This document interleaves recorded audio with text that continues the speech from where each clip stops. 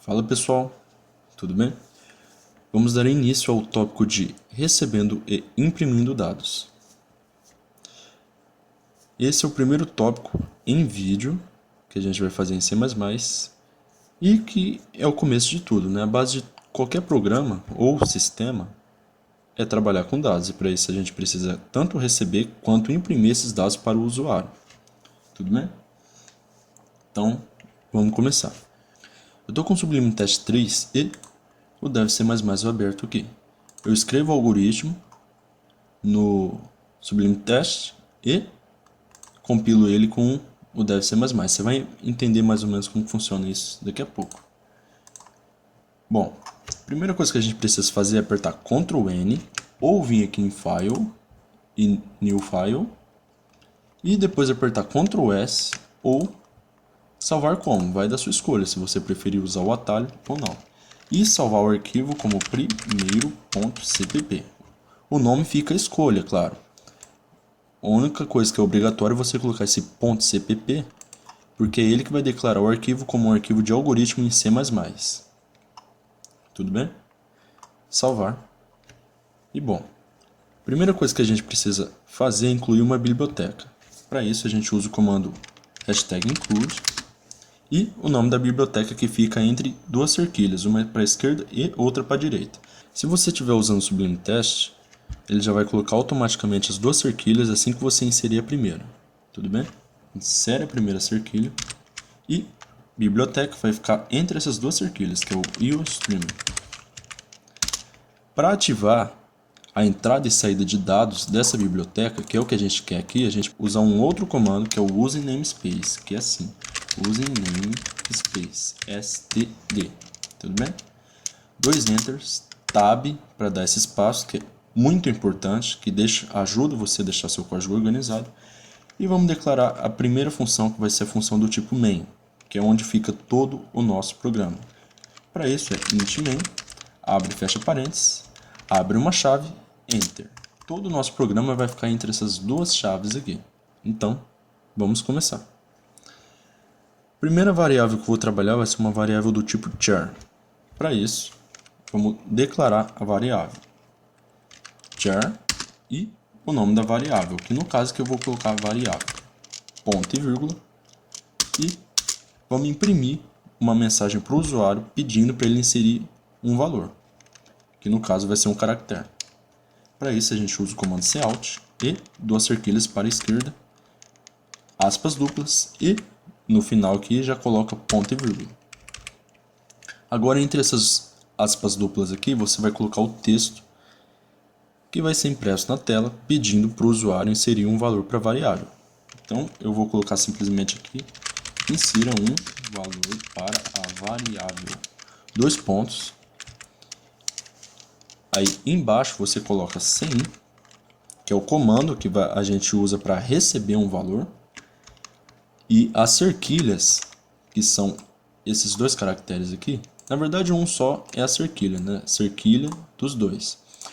No sem, você coloca para o lado oposto, ou seja, a cerquilha para a direita, assim. E o nome da variável que você vai receber o valor, que no caso aqui eu declarei como variável. Ponto e vírgula. E vamos imprimir o valor da variável na tela. Como que a gente faz isso? Também é utilizando o cout e também duas cerquilhas para a esquerda. Só que em vez da gente colocar entre aspas duplas, a gente simplesmente já coloca o valor da variável, que no caso é variável. Ponto e vírgula. E o programa está pronto. Lembrando que uma variável do tipo char só armazena por padrão um caractere. Tudo bem? Crie o costume, é fundamental isso, independente da linguagem de programação ou do projeto. Crie o costume de, enquanto você estiver escrevendo o algoritmo, apertar o atalho Ctrl S. Ele serve para salvar todo o seu progresso até aquele momento no arquivo. Isso é fundamental para você não perder nada, ou se perder muito pouco do progresso que você teve até ali, caso aconteça alguma falha no sistema e o sistema desligue, ou alguma queda de energia, ou alguma outra coisa que faça você simplesmente perder o acesso ou algum travamento, seja o que for. E o costume que é fundamental. O programa aqui ele já está pronto. Agora eu vou abrir ele no DevC++. Para fazer isso eu venho aqui em Arquivo, Abrir e abro o arquivo que eu fiz lá no Sublime Text. Esclarecendo para vocês por que eu uso o DevC++. Por causa que o DevC++ ele tem uma gama de bibliotecas muito grande em relação a outros compiladores. Você pega um compilador, por exemplo, essas bibliotecas que você insere aqui, elas não vêm por padrão em todos os compiladores. Existem diversos compiladores em que você tem que instalar manualmente as bibliotecas no compilador para que ele aceite. No DevC++ eu nunca tive esse problema. Então por isso que eu recomendo muito vocês, se não utilizar o DevC++ para escrever o algoritmo, pelo menos para compilar. Tudo bem? Vamos compilar. Para compilar no DevC++, você tem duas opções. Ou você usa o comando F9, ou você vem aqui em cima, nesse quadradinho aqui, e clica nele. Para executar, você pode vir aqui nesse quadradinho também, ou usar o atalho F10, que é bem mais prático. Bom, programa aberto. Vamos digitar um caractere, que é essa variável do tipo char consegue armazenar, e dar Enter. Aqui, ele imprimiu o valor que estava na variável, que era o valor que eu inseri aqui. Tudo bem? Agora, vamos dar uma melhorada nisso daqui. Primeiro de tudo, esse programa aqui, ele está simplesmente se encerrando assim que ele acaba aqui. Ele processou tudo isso daqui, ele já fecha. Isso no DevC++ você não percebe, mas se você executar o programa à parte aqui, sem ser no DevC++, o que acontece? Ele simplesmente vai rodar o programa e assim que ele termina, o que ele tem que fazer, ele fecha. Se eu colocar aqui K, aí, ele já fecha o programa. Você nem consegue ver.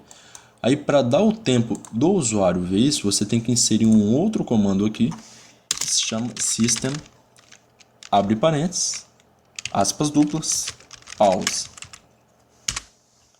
Esse comando aqui vai fazer com que apareça aquela mensagem de pressione qualquer tecla para continuar. Isso é fundamental para o usuário conseguir ver o que o programa processou. Bom, agora eu vou compilar novamente ele aqui e vamos ver como que fica o resultado agora. Peraí, deixa eu só ver. Aí, compilou. Agora se eu vir aqui em executar e colocar qualquer valor no programa e pressionar, agora sim ele imprimiu o valor que estava na variável, mas só que ficou com essa mensagem aqui grudada. Como que eu resolvo isso? Eu resolvo isso usando um outro comando que é o quebra de linha, que é o /n. Para isso, eu tenho duas opções, que é simplesmente vir aqui depois que eu imprimir a variável, colocar cout, duas cerquilhas para a esquerda, aspas duplas, ponto e vírgula, e aqui entre as aspas duplas colocar o /n, ou eu posso simplesmente vir aqui depois da variável, colocar mais duas cerquilhas para a esquerda, aspas duplas e /n. Das duas formas funciona. Qual que é a diferença? Simplesmente é por gosto mesmo. Se você acha que é melhor para você, e é até bom por causa que você economiza espaço no código, deixando desta forma aqui, na hora de imprimir, mas se você acha que é melhor você colocar embaixo, que você acha que fica mais organizado, vai ao seu gosto mesmo. Vamos compilar simplesmente aqui e vamos ver como que o programa ficou agora sendo executado fora do DevC++. Agora vou colocar qualquer valor aqui para variável, colocar b, tá Enter. Agora sim, o valor da variável foi impresso e teve uma quebra de linha e a mensagem não ficou mais grudada aqui no resultado. Agora vamos trabalhar com outros tipos de variáveis. O próximo tipo de variável que a gente vai trabalhar vai ser do tipo int, que armazena números inteiros, sendo eles não fracionados. Ou seja, número sem vírgula, apenas número inteiro mesmo. 1, 2, 3, 4, 5, também podendo ser negativo. Tudo bem? Menos 1, menos 2, menos 3, não sendo fracionado, esse tipo de variável vai aceitar. Para fazer isso, eu simplesmente vou vir aqui e declarar ela como int. E a variável já é uma variável do tipo int. Vamos compilar. Bom, então vamos executar aqui para ver como que ficou com a variável do tipo int. Aqui. Vamos colocar um número inteiro, podendo ser tanto negativo quanto positivo. Colocar aqui números de 1 a 9 e ele imprimiu normalmente. Agora, se eu tentar adicionar um número fracionado nele, se eu colocar, por exemplo, 1.5, ele simplesmente vai pegar o valor inteiro. Tudo bem? Mesmo se for um número muito aproximado. Se for, por exemplo, 1.999999, um monte de 9 aí, mesmo assim, ele só vai pegar a parte inteira daquele número. Tudo bem? Agora, como que a gente faz para pegar o número fracionado? Simplesmente mudando aqui por float. E com isso, se a gente já compilar aqui, agora sim, ele vai aceitar números fracionados. Se eu colocar aqui 1.5, aí ele vai imprimir 1.5. Lembrando também que a variável do tipo float também tem um limite. Então, dependendo da aplicação, talvez você precise usar uma outra variável, que é a variável do tipo double. Existem outros tipos de variáveis também, mas esses daqui são os principais, tudo bem? Vamos compilar aqui. E o double, a única diferença dele para a variável do tipo float é que ele simplesmente comporta um número muito maior. Tudo bem? Se eu colocar aqui 123.123, ele vai imprimir normalmente. A variável do tipo float também conseguiria armazenar isso daqui, mas esse aqui eu só usei como um exemplo, tudo bem? Esse tópico se resume basicamente a isso mesmo, que é você declarar uma variável, imprimir valores na tela, no caso aqui um texto, depois você receber um valor e imprimir esse valor. Já também com esse quebra de linha aqui. Lembrando que esse quebra de linha, só acrescentando na verdade, ele pode ficar em qualquer parte do texto aqui, que ele não vai atrapalhar em nada o texto aqui, tudo bem? Se eu quiser colocar 1, 2, 3 barras, se eu quiser deixar ele separado, apenas por fins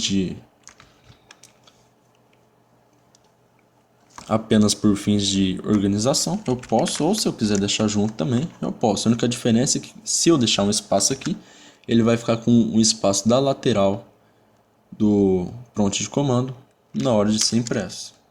Tudo bem? Pode ser tanto aqui no começo quanto no final aqui, ou separado. Vai da sua escolha, ou também da aplicação que você estiver necessitando ali naquele momento. Tudo bem? Aí uma dica que eu dou para vocês, pratiquem. Em programação, muito do seu conhecimento você vai obter, não é na hora de estudar, é na hora de praticar mesmo.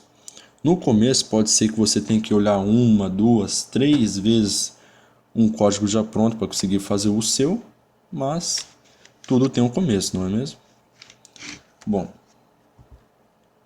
vamos para o nosso próximo tópico.